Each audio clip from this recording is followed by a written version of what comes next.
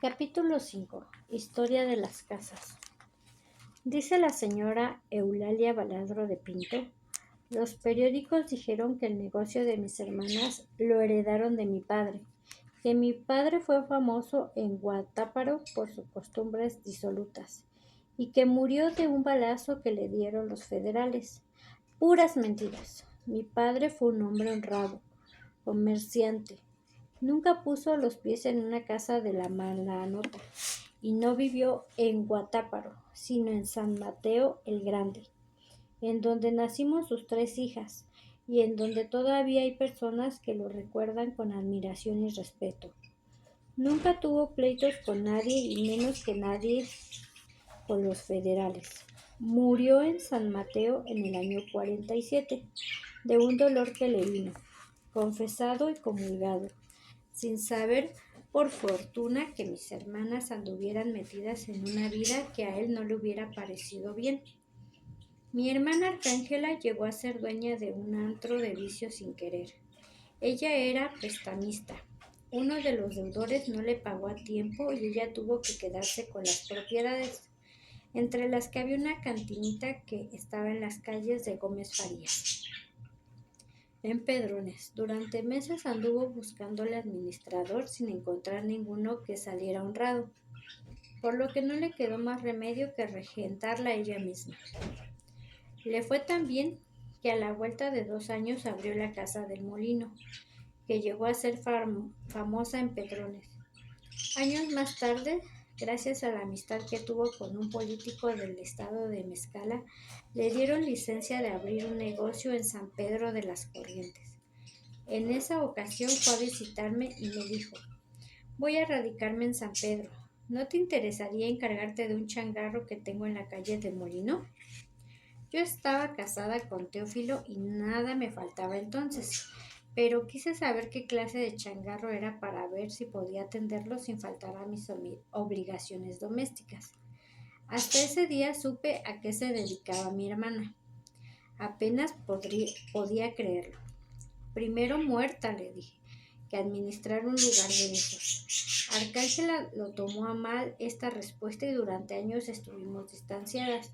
Al ver que yo me negaba, fue con el ofrecimiento a mi hermana Serafina, porque a pesar de sus defectos siempre ha tenido la idea de que los negocios deben quedar en la familia. Serafina aceptó porque era joven e inexperta, acababa de tener una desilusión amorosa y trabajaba de hilandera en la fábrica La Aurora. Ella se quedó al frente de la Casa del Molino y Arcángela se fue a vivir a San Pedro de las Corrientes, en donde abrió el México Lindo. Iba a ser el cabaret más famoso de esa ciudad. Durante muchos años pareció que Dios la socorría mientras mi marido y yo perdimos todo lo que teníamos 3 veces. Trabajando honradamente, mis hermanas se volvieron ricas viviendo de la inmoralidad. Dice Arcángela Baladro: el negocio de la prostitución es muy sencillo. Lo único que se necesita para que salga bien es tener mucho orden. A las 8 de la noche bajan las muchachas de los cuartos y pasan delante de mí para que yo vea que están limpias, arregladas y peinadas. Se sientan en las mesas de cabaret. El encargado de la cantina tiene la caja en ceros. Se conecta la sinfonola y se abre la cortina de acero. Empiezan a llegar los clientes. Unos ya conocen el lugar y van directo a la mujer que les gusta y le invitan a sentarse con ellos en una mesa. Otros andan destanteados o son retraídos y prefieren llegar a la barra y tomarse una copa o dos antes de decidirse. Si yo veo que pasa un rato y ellos siguen tomando en la barra, les mando a alguna de las muchachas que están desocupadas a que los invite. La mayoría de los hombres se van con la primera que los invita a una mesa. En mi casa está prohibido que las muchachas beban en la barra. A veces llega un señor que prefiere esperar que se desocupe alguna de las muchachas que están trabajando en los cuartos. Mientras pague lo que se toma, que espere en la barra todo el tiempo que quiera. A veces llegan varios hombres que se sientan en una mesa y prefieren platicar entre ellos, sin que ninguna muchacha los acompañe. Lo mismo, mientras paguen, que hagan lo que quieran. Lo que no permito es que alguien, suele ser estudiante los que tienen esta costumbre, saque una muchacha y baile con ella pieza tras pieza y se vaya en la madrugada sin haber gastado un peso. Para evitar esto, la sinfonola está arreglada y entre pieza y pieza hay un descanso y tiempo para tomarse una copa. Cuando se acaba una pieza, todo el mundo a las mesas. Está prohibido pasar a bailar de la barra o de la puerta. Está prohibido que las muchachas cobren por bailar. Está prohibido sentarse en una mesa sin consumir. Al servir una tanda, el mesero tiene obligación de entregar al cliente la nota del consumo y a la muchacha su ficha. Al terminar su visita, el cliente tiene obligación de pagar la cuenta, con buen modo y dinero en efectivo. En mis casas las bebidas son legales. En 20 años nadie me ha podido reclamar con justicia que se les sirviera algo que no era lo que había pedido. Hasta a las muchachas se les sirve lo que piden. Si alguien pide ron, pues se abre una botella de ron y se sirven los vasos lo que haya dentro.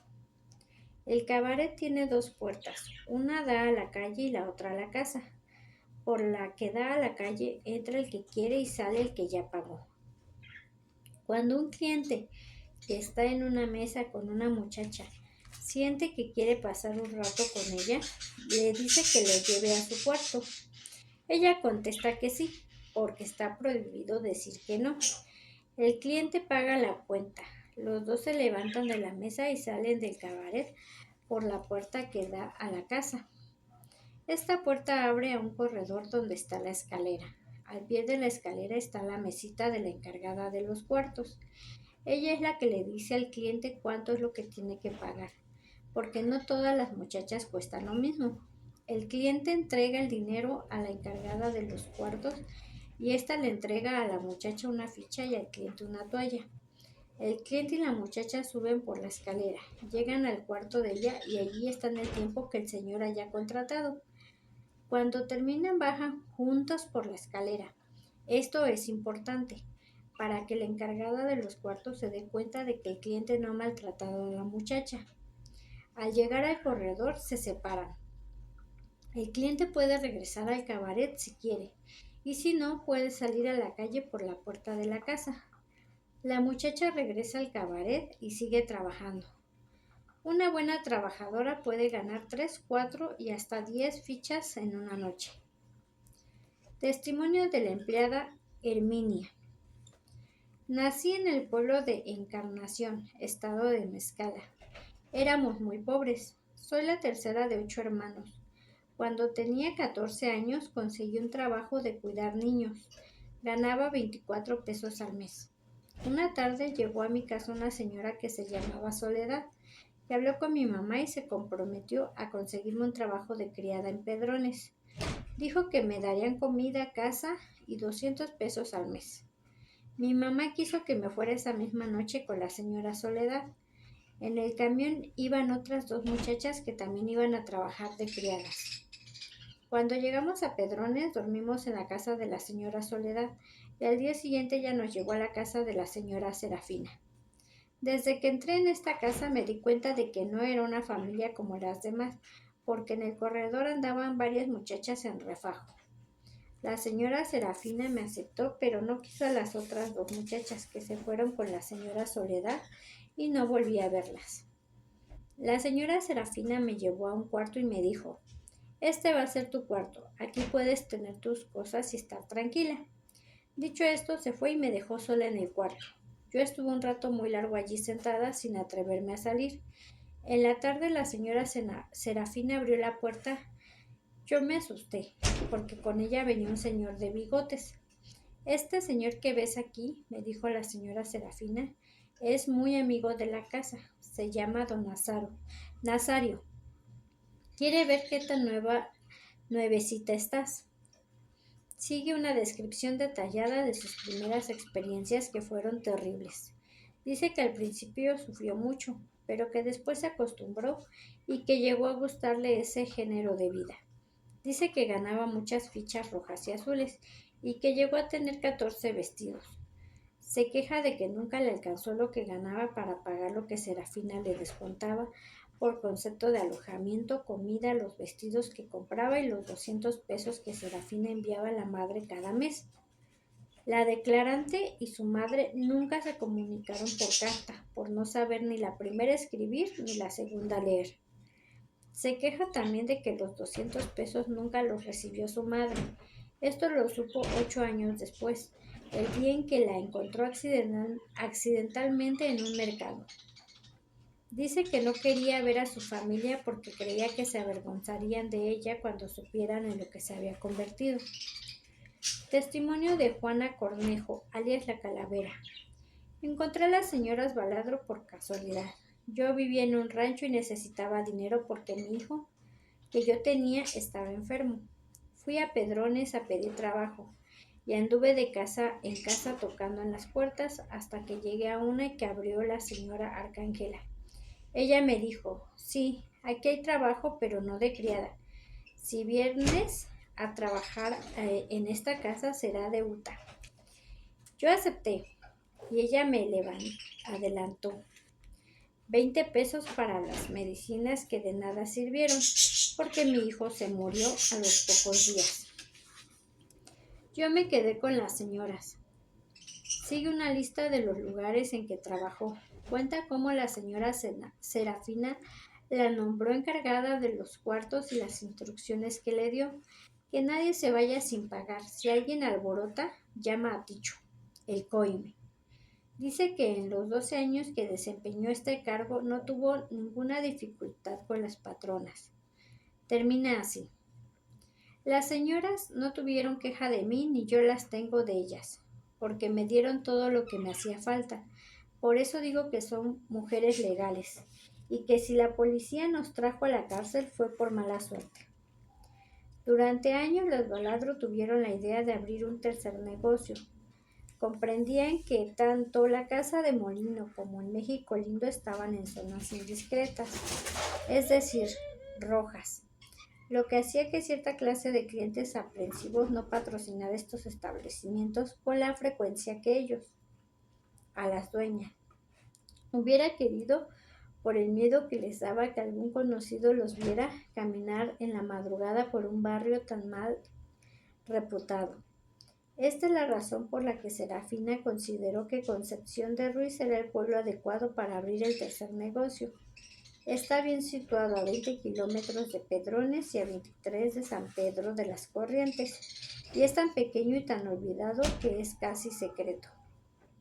Serafina Baladro relata así los inicios del Casino del Danzón.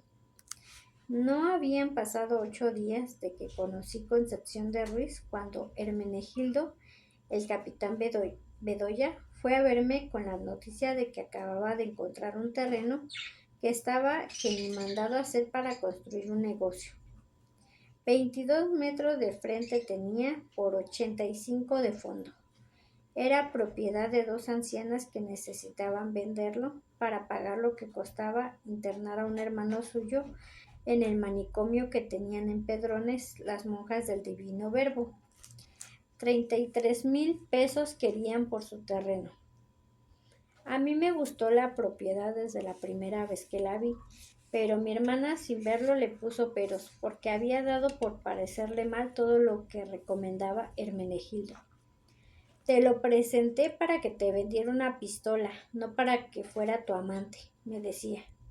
Y yo le contestaba, tengo derecho a vivir mi vida, ¿o no? El caso es que una tarde, Hermenegildo y yo le esperamos en la puerta del terreno para enseñárselo, creyendo que no iba a gustarle. Llegó en el coche de escalera entre una nube de polvo. Antes de bajarse empezó a encontrarle defectos a la calle. Había hoyancos. Las bardas eran de adobe. Mientras esperábamos a que nos abrieran la puerta, dijo que el número 85 era de mala suerte, por sumar 13. Pero apenas entró, cambió de opinión. Le gustó el tamaño, las bardas, los 2 árboles de aguacate, el limonero, la bugambilla y el precio. Aquí, dijo al llegar a un rincón del corral, voy a hacer un gallinero. Antes de tomar determinación, los Baladro consultaron al licenciado Canales, un señor que tenía un puesto importante en el gobierno del estado, sobre las dificultades que podría haber para obtener licencia de operar un nuevo negocio. Él les contestó que ninguno. Eran los primeros meses del régimen del gobernador Cabañas, antes de que a nadie se le ocurriera que éste iba a darle por perseguir la prostitución. Serafina y Arcángela decidieron comprar. Pusieron dinero en partes iguales y la propiedad, al ser escriturada, quedó a nombre de las dos. Conviene advertir que el capitán Bedoya cobró comisión a los vendedores por conseguir clientes que pagaran tan caro, a las compradoras por conseguir un terreno barato, y se quedó con 500 pesos de lo que ellas le entregaron al notario y con 1,500 de lo que le dieron a él, Bedoya, para que repartiera entre los notables del municipio. Esto ocurrió a mediados de febrero. El 28, las Baladro comisionaron a un arquitecto para que hiciera un proyecto de un burdel como no había otro en esos rumbos. Era un arquitecto que estaba en Pedrones de Paso, procedente de Tijuana, en donde según la fama había construido varios burdeles. No le dijo a nadie que andaba huyendo de uno de sus clientes, que había quedado inconforme. Las Baladro le entregaron 500 pesos. El proyecto las dejó encantadas. 15 cuartos con 15 baños, un cabaret que figuraba el fondo del mar. Levantaba uno los ojos y veía mantarrayas y tiburones colgando del techo. 2 salones reservados, un estilo mozárabe, el otro chinesco, y una alberca cubierta que nadie pudo entender para qué servía, puesto que ninguna de las empleadas y casi ningún cliente sabía nadar. Los 500 pesos que le entregaron al arquitecto de anticipo fue todo lo que pagaron las Baladro por el proyecto, porque la noche del día en que se los entregó, el arquitecto se dio cuenta de que lo andaban siguiendo y emprendió la huida. Sus perseguidores lo alcanzaron en Tehuacán, cuando orinaba en el migitorio de un restaurante, y le dieron 11 balazos. Las Baladro construyeron el edificio tal y como estaba en los planos, bajo la dirección de ellas mismas, el asesoramiento de un maestro de obras de confianza, el consejo de un joven que había decorado un salón de belleza en Pedrones y la vigilancia del capitán Bedoya, que era como de la familia, y que como la obra quedaba cerca del cuartel, iba a revisarla todos los días como si fuera el dueño. El resultado de estos trabajos se llamó el Casino del Danzón. Al contemplar este edificio en la actualidad, 1976, cuesta trabajo creer que fue construido hace apenas 15 años. Parece ruina de alguna civilización olvidada. El joven decorador se empeñó a adornar la fachada con un bajorrelieve de estuco que se había ido desmoronando. Sobre la marquesina que puede verse todavía los restos del letrero que dice: El Sino de Bon. Abre la puerta un viejo. Es el cuidador, policía retirado, quien por 20 pesos o menos permite la entrada al curioso o a un grupo de estos, al lugar donde ocurrieron las iniquidades que veremos más tarde. El cuidador acompaña la visita de una explicación. Este es el cabaret. Está iluminado por un solo foco eléctrico. En el centro de la pista de baile hay un agujero de 3 metros de diámetro, rodeado de un montón de tierra. Las mesas y las sillas están apiladas en un rincón. 2 mantarrayas de yeso se cayeron al suelo y se hicieron pedazos. Un tiburón suspendido de la cola se mece. Hay chiflones. Paseando las fauces a 2 metros del piso, un acuario eléctrico que ocupa casi toda la pared está apagado y medio destruido. Las algas y las colas de medusa de cartón que colgaban como guirnaldas han desaparecido, lo mismo que las bolas de vidrio azulado. La luz entre verde y violeta salía de unas bolas de vidrio azulado que parecían burbujas enormes, dice una descripción. En la parte superior del muro opuesto al acuario eléctrico, en un lugar inesperado, hay un balcón cuyo barandal ha desaparecido. En el Salón Bagdad, uno de los reservados, pueden verse los estragos de la intemperie, a quien se llevó el armazón de la ventana y hay un boquete en el techo. Durante las épocas de lluvias, dice el cuidador, los muros se cubren de musgo en la primavera. En cambio, anidan en él las golondrinas. En este cuarto ruinoso de piso amarillo y negro se llevaba a cabo la variedad que hizo famoso al casino de Danzón. Hubo quien hizo el viaje desde Mezcala nomás para verla. Más tarde, en la época negra, el Salón Bagdad fue uno de los cuartos tapiados. La alberca ha estado vacía casi desde la inauguración del cabaret. El agua era demasiado fría y nadie se atrevía a meterse en ella.